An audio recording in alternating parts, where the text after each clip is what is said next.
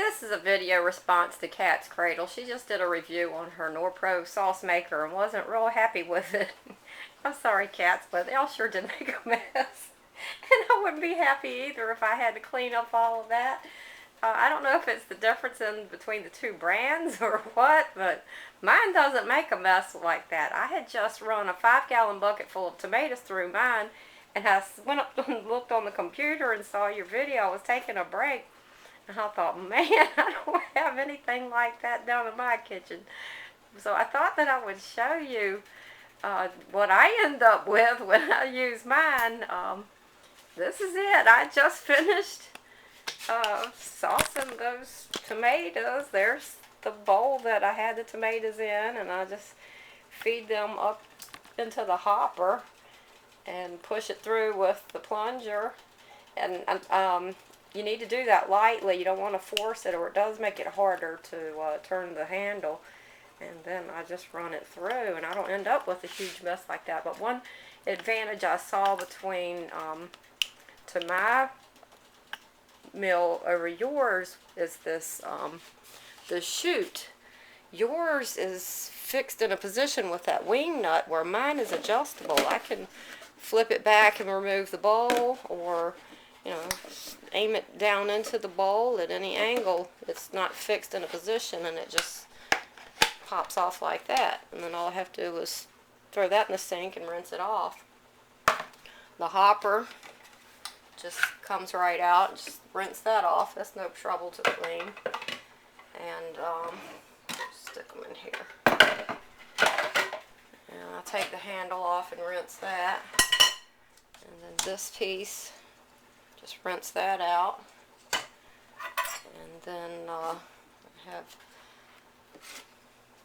this right here. I get whatever's up in that out. And then the only real messy part is the screen. This screen is different. You have the two wing nuts on the side, but this one has a little screw here. Loosen that up, and then you just turn the screen and pop it off. I'll show you that. Oh, and when I was done, I did run a knife across here to get all the extra tomato sauce off of it. But that's all I have to do. Should have had the bowl under it. Pull it out and just rinse this off, so that's not too bad. And then as far as this goes, see the gasket pulls out, and in here I just soak it in the sink for a few minutes and then run a bottle brush over it, and it cleans it right out. So I don't know if it's a difference between the brands or what, but mine isn't as messy as all that. And then I just pull the spring out of here, and the other piece generally stays in there, but I can pull that out and clean it. So it's yeah, it is something to clean, but given the choice between standing over a hot stove and peeling a 5-gallon bucket full of tomatoes, or rinsing these things off and soaking that and then running a brush over it, I'll take the cleaning any day of the week. So that's how messy mine is. I do feel for you having all that mess, but the more you use it. Oh, and I wanted to say one more thing, that when I first bought mine, the first 2 times I used it, it was kind of hard to crank. And it wasn't until about the 3rd time that I used it that I noticed that in this end in here there was a piece of plastic.